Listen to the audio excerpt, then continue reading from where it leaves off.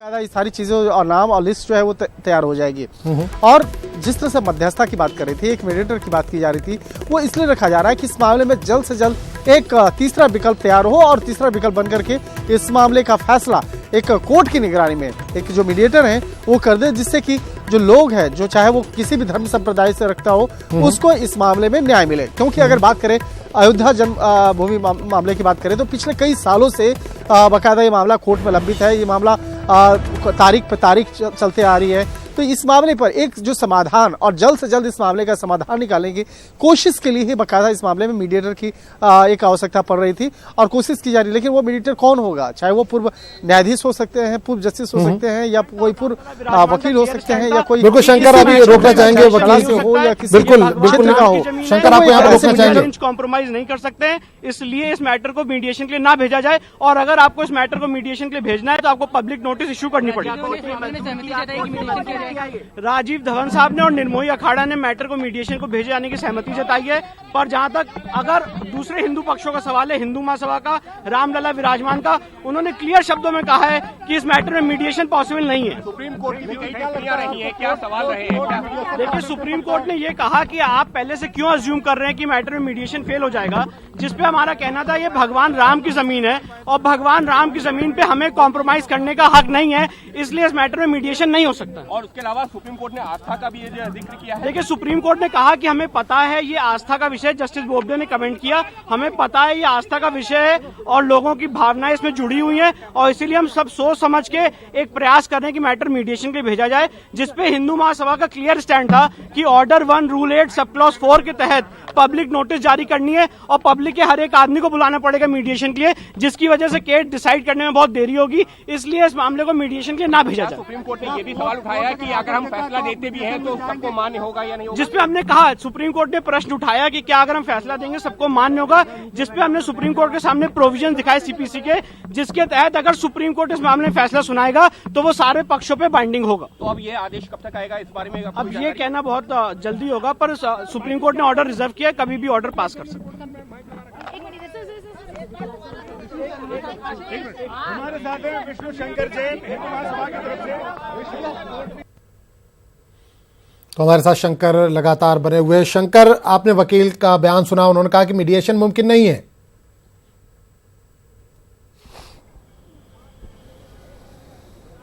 निश्चित तौर पर देखिए, ये अभी एक वकील का जो बयान है उनका आया है और इस मामले में जो तमाम अलग जो पक्षकार हैं, बाकायदा सबकी अपनी अपनी राय है।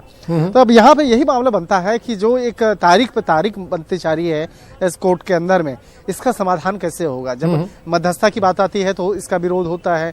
जब आपका कोर्ट के प्रोसेसिंग की अगर बात चलती है, जो सामान्य प्रोसेस है कोर्ट के अंदर में, तो उसके अनुसार अगर चले तो ये मामला कई और साल जाने वाला है। क्योंकि उस मामले में अगर बात करें, ट्रांसलेशन की बात करें, एक छोटा सा एग्जाम्पल लिया जाए कि अगर ट्रांसलेशन का देखा जाए तो लाखों पन्ने हैं उसके, और लाखों पन्नों का अगर ट्रांसलेशन यहाँ पर कभी कोई एक पक्षकार हिंदी में मांगते हैं, कोई दूसरा इंग्लिश में मांगते हैं, कोई एक तीसरा पक्षकार उर्दू में मांगते हैं, तो ये तमाम जो प्रक्रियाओं से अगर चला जाए तो कई महीने लग जाएंगे सिर्फ आपके उसका ट्रांसलेशन में। ट्रांसलेशन के बाद जब मामले सुनवाई कोर्ट में आती है तो उसके बाद कभी आप कहते हैं कि मुझे वो दस्तावेज चाहिए, कभी दूसरे पक्षकार को दूसरा दस्तावेज। तो इसी चलते में ये मामला इतने सालों से ये कोर्ट में लंबित पड़ा है। अब चाहे हिंदू पक्षकार हो, निर्मोही अखाड़ा हो या मुस्लिम पैरोकार हो, हर कोई चाहता है कि इस मामले में एक जल्द से जल्द एक समाधान हो और इस मसले का बिना कोई राजनीतिक जो प्रक्रियाओं के तहत बाकायदा कोर्ट में इस मामले का समाधान हो। तो कोर्ट में ही इस मामले का समाधान निकालते हुए बीच में एक मध्यस्थता कराने के लिए एक मीडिएटर रखे जाने की बात कही थी, और इसलिए कहा क्योंकि एक कोर्ट के निर्देश के बाद कोर्ट के मॉनिटर होगा इस मामले को, और कोर्ट के द्वारा मॉनिटर एक जो मीडिएटर होंगे वो इस मामले की मध्यस्थता करेंगे, जिससे कि इस मामले का एक जल्द से जल्द समाधान निकले। बिल्कुल शंकर, एक चीज और जानना चाहेंगे कि पहला मौका नहीं है जब इस तरह की बातचीत की जा रही हो, एक प्लेटफॉर्म पर लाया जा रहा हो ताकि कोई ना कोई हल निकाला जाए मसले का, लेकिन इस बार पहली बार हो रहा है कि कोर्ट की मध्यस्थता में या कोर्ट की निगरानी में इस तरह की बातचीत हो रही है। तो क्या उम्मीद लगाएं कि कुछ ना कुछ नतीजा निकलेगा?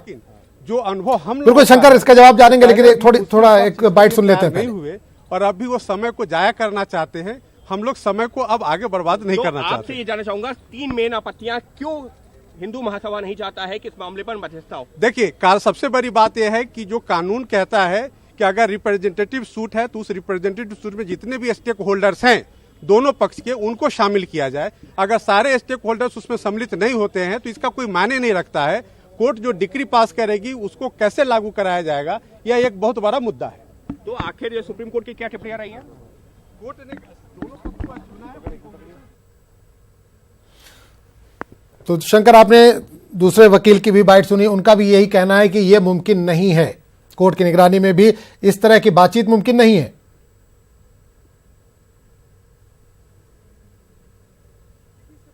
कोशिश की जाती थी मध्यस्थता की, वो कोर्ट के बाहर जो पैरोकार हैं बाकायदा वो कोशिश उसके द्वारा होती थी, या चाहे सनातन धर्म के द्वारा या दूसरे पैरोकार के द्वारा किया जाता था। लेकिन अब कोशिश की जा रही है कि कोर्ट के द्वारा जो मॉनिटर जो एक मीडिएटर होंगे वो इस मामले पे मध्यस्थता करेंगे।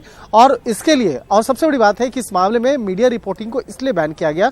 कई बार ऐसी चीजें होती थी कि जो जब जानकारी लीक हो जाती थी तो मीडिया में आने के बाद उस मामले के कई मायने निकाले जाते थे और शब्दों का तोड़ मरोड़, उसके बाद उस मामले पर आरोप प्रत्यारोप, जब ये दौर चलता है तो उसके बाद मामला कई बार ऐसा होता है कि बनते बनते बिगड़ जाता है।